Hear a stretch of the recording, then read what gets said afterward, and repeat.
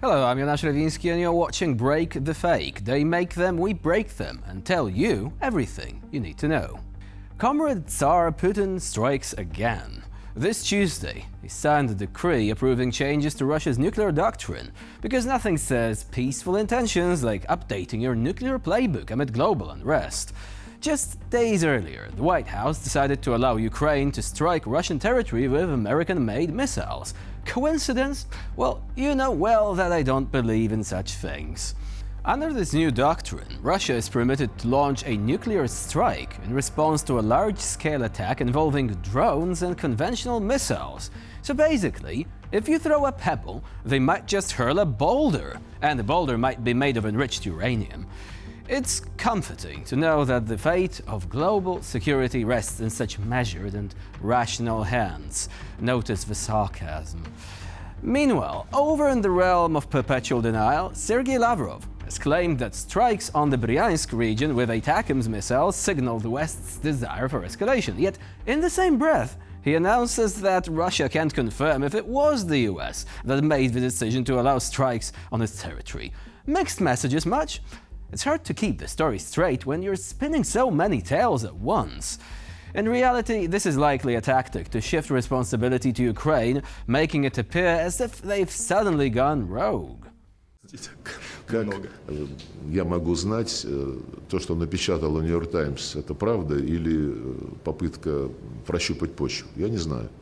То, что атакам сегодня ночью по Брянской области использовался неоднократно, это, конечно, сигнал о том, что они хотят эскалацию.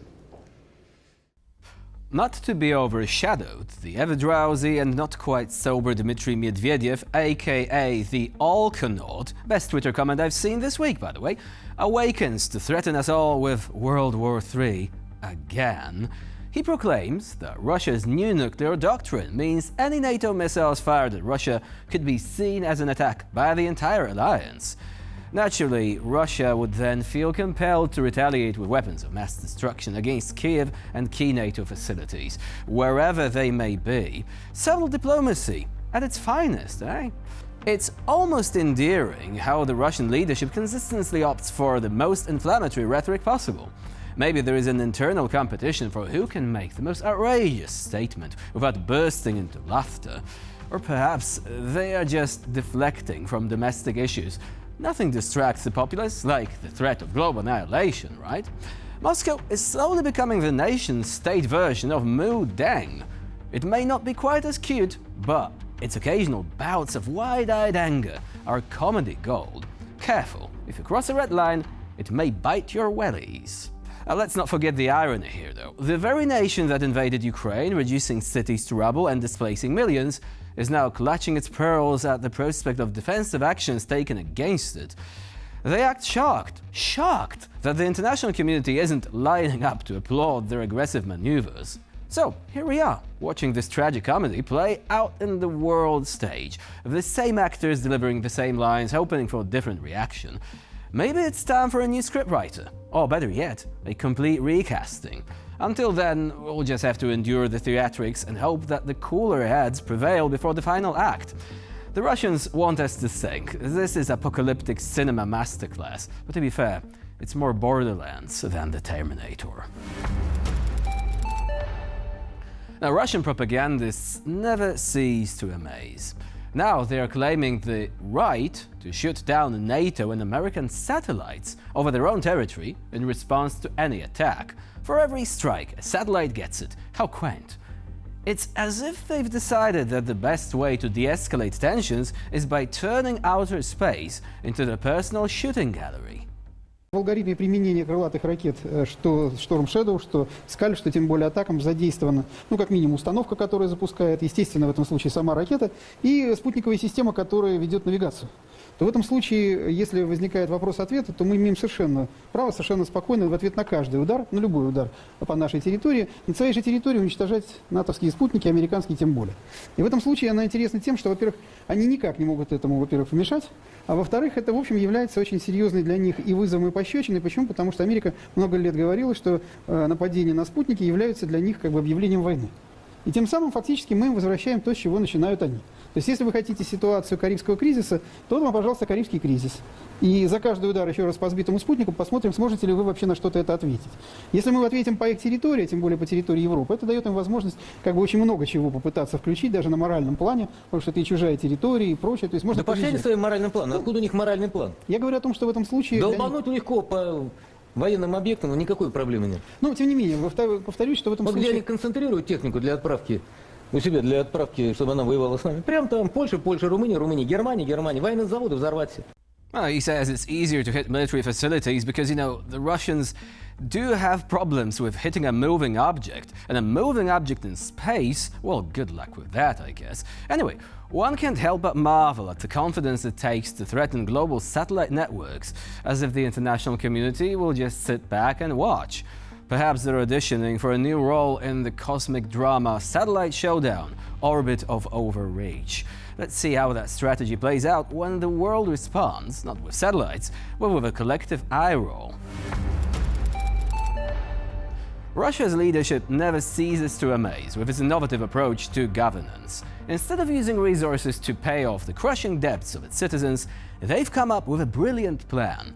Entice people to join the military by promising to forgive loans up to 10 million rubles. How generous! Today, the State Duma hastily passed a bill exempting those who sign military contracts after the 1st of December from their credit obligations. It's touching to see such concern for personal finances, as long as you're willing to risk your life on the front lines. It is fascinating how the authorities are scrambling to patch up personnel shortages as they stumble toward the end of the third year of a war they can't seem to wrap up. The population's indebtedness is indeed a sore spot. The number of loans and their amounts are breaking historical records every single month. But why address the root causes of economic hardship when you can dangle the prospect of debt forgiveness in exchange for military service? The news outlet Siren recently took the liberty of comparing the total debt of Russians to banks and microfinance organizations with the country's war spending.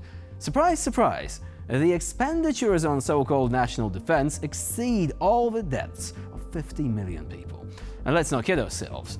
The estimated 39.4 trillion rubles spent on the war is a conservative figure, far from the full cost of this prolonged conflict. Russians who go to war like to talk about their ancestors who fought in World War II and all that. All countries in Europe have such ancestors, and the truth about the Russians is that they go purely for the money, not because of heritage, not because of, thinking about the years gone by and, military successes of our grandfathers. No, it's all about cold cash.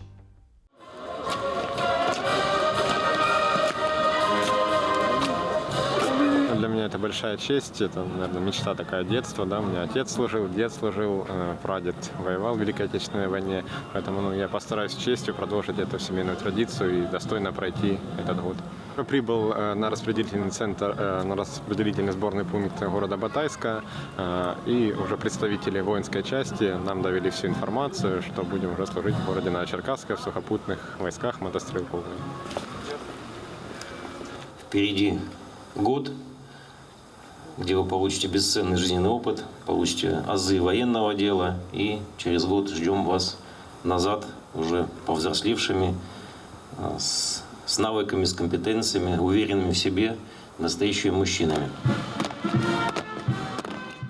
One cannot help but marvel at the priorities. Instead of allocating funds to improve the lives of everyday citizens, the government funnels trillions into a war effort that's draining both resources and morale, not to mention the population itself. It's almost as if the well-being of the populace is a secondary concern compared to pursuing dubious geopolitical ambitions. But who needs economic stability and a thriving society when you can have endless military engagements instead? What's really interesting is that apparently Russia's economy may overheat if left in war mode for too long, but if you stop the conflict like right now and all the military orders suddenly cease, the economy may implode instead. Nice economy you've had there, Vlad. Too bad you seem to have broken it. And with this, we conclude this episode of Break the Fake. Please stay with us here on TVP World for more latest news and updates.